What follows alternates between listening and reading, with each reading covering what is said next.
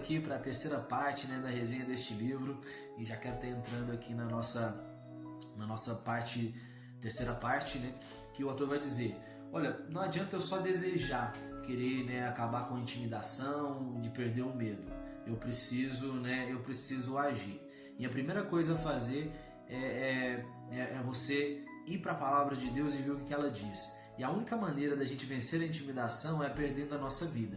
Filipenses capítulo 1, versículo 20 vai dizer: segundo a minha ardente expectativa e a esperança de que em nada serei envergonhado, antes com toda a ousadia, como sempre também agora, será Cristo engrandecido no meu corpo, quer pela vida, quer pela morte. Então o apóstolo Paulo, ele teve uma decisão: olha, eu quero viver, né, como Cristo quer que eu viva. Então não vai ser intimidação, não vai ser medo que vai me parar, porque Deus nos deu um espírito de ousadia, e quando você tem ousadia, você não teme.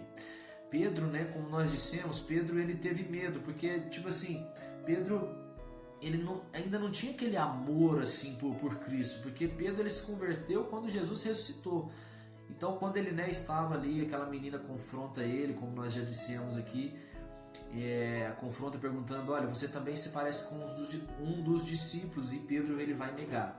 Mas você vai ver que quando Pedro, ele está transformado, isso em Atos capítulo 4, versículo 8 ao 12, o apóstolo Pedro agora ele vai estar diante do sinédrio que acabara de crucificar Jesus.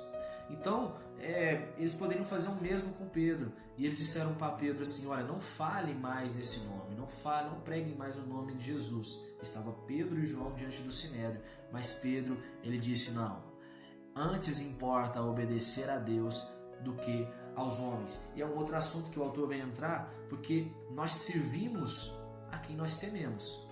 E aí que entra um ponto, porque temer a Deus significa dar a Ele a honra e a glória que lhe é devida. Não é o que nós achamos que Ele merece, e sim o que lhe é devido. Você vai ver que no período ali de Moisés, né, o povo pede para Moisés falar com Deus e não falar com eles. Então o povo estava morrendo, né, estava temendo morrer na presença de Deus, e eles honravam a Deus com os lábios, mas o coração deles estava longe. Foi o que Jesus depois disse, né, dos fariseus ali. Então assim, eles falavam bem de Jesus, mas eles né, acabavam, né, não mostrando isso em atitudes. Então, como Moisés, ele temia a Deus, e temendo a Deus, ele aproximou de Deus, ele esteve com Deus 40 dias no monte. Agora o povo não temia a Deus, e o que eles fizeram? Eles afastaram de Deus, eles ficaram com medo. Quando você não teme a Deus, isso dá espaço para o medo, e foram isso que os israelitas fizeram. Romanos 8 vai dizer aqui, capítulo 11, versículo 20 ao 22: não te soberbeças, mas teme, porque se Deus não poupou os ramos naturais, também não te poupará. Considerai, pois, a bondade e a severidade de Deus para com todos os que caíram a severidade, mas para contigo a bondade de Deus, se nela permaneceres. De outra sorte, também tu serás cortado. Ou seja, nós também temos que considerar essa severidade de Deus. Não é só a bondade, você chega até Ele temendo, porque você sabe disso, né? Deus, ele está pronto para poder nos abençoar, mas Deus também é severo. É isso que está dizendo na palavra de Deus, e isso está no Novo Testamento, né? Então o que acontece? Ele vai dizer aqui, uma pessoa que só considera a bondade de Deus, deixa de lado o temor, que a impedirá de ceder ao orgulho e ao mundanismo.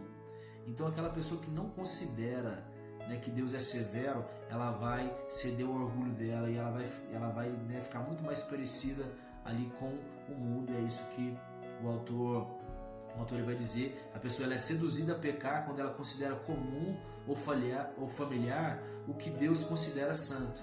Então Deus ainda é santo, sabe? Deus ainda, né, ele é zeloso com as coisas que são dele, e a gente não tem que chegar, né, nele simplesmente de qualquer forma. Deus é bom, mas ele também, né, como diz aqui na palavra, ele também é severo. Outra coisa, muitas pessoas elas recusam o convite de Deus. Moisés e Arão, eles foram convidados a subir no monte. Agora entenda que no capítulo 32 de Êxodo, Arão ele vai e desce. Ele desce do monte e Moisés continua. Porque Arão ele se sentia muito mais confortável na presença dos homens do que na presença de Deus. Moisés não, Moisés continuou lá. Então Arão ele cedeu à pressão, ele cedeu à intimidação dos homens e ele depois acabou fazendo um bezerro de ouro. E Arão ele tinha visto todos os milagres que haviam acontecido ali no Egito, mas mesmo assim isso não foi o bastante para ele poder temer a Deus. Ele preferiu temer aos homens. Depois ele vai dizer para Moisés, olha, esse povo aqui, eles me pressionaram para poder fazer isso. Ou seja, ele foi intimidado. É porque Arão não temia a Deus, mas ele temia ao homem. Provérbios 14, 27 vai dizer, o temor do Senhor era a fonte de vida para evitar os laços da morte. E o que é os laços da morte? A não ser aquilo que os homens laçam para nós, ciladas que eles armam para nós, para a gente poder aproximar muito mais dos homens do que de Deus. Outra coisa que ele vai dizer, o temor do homem faz com que evitemos a rejeição, o mal a reprovação do homem, né? Sem levar em consideração a rejeição de Deus. Então foi o que aconteceu com Arão. Ele preferiu obedecer ali aos homens e ele mal sabia que ia ser rejeitado por Deus. Então é uma outra questão que o autor vai colocar. Agora, algo que ele vai dizer que muito bom também é o seguinte, que quando Deus não fala conosco, Ele quer saber se vamos assumir que Ele não está falando com a gente ou nós vamos criar algo para fazer e dizer que é Ele que mandou. Quando Deus fica em silêncio, será que a gente tem coragem de assumir, Deus não falou nada comigo? Porque parece que tem tanta revelação nos dias de hoje, mas pouca transformação. Então a mensagem fica incoerente com as atitudes das pessoas. Então é muito melhor assumir, Deus não falou nada, isso aqui é eu que estou pensando, é eu que estou dizendo. Então pessoas assim, elas são refém, elas temem muito mais ao homem, porque elas querem provar para o homem que Deus está falando com elas, quando Deus não está falando. Em 1 Samuel, capítulo 30 vai falar sobre Davi aqui, que vai dizer o seguinte, olha, os amalequitas destruíram Ziclague, levaram prisioneiras as mulheres e os filhos de Davi e seus guerreiros. Então, olha, o grupo de amalequitas veio e invadiu Ziclague, que era uma cidade onde Davi e seus companheiros ficavam. E o que aconteceu? Eles destruíram a cidade, levaram prisioneiras as mulheres, tanto as mulheres de Davi, os filhos de Davi e os filhos dos seus guerreiros. E para piorar a situação, depois os guerreiros de Davi ameaçaram ele. E ameaçaram em apedrejá-lo. Uma situação, uma pressão tremenda, né? E Davi, mesmo diante dessa pressão toda, Davi ainda consultou a Deus.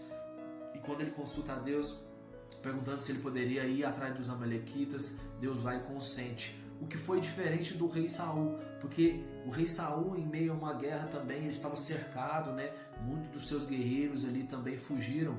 Mas havia uma profecia do profeta Samuel que ele disse que no 7º dia, né, ele apareceria e iria falar com Deus. Só que Saul não esperou e ele foi falar com Deus na frente, no lugar de Samuel.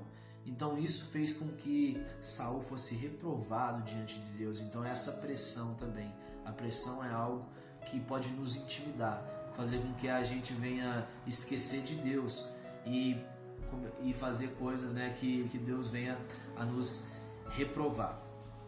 Então assim, outra coisa que ele vai dizer é o seguinte, olha, muitas pessoas hoje em dia não buscam alguma coisa se tiverem de se esforçar muito para obtê-las.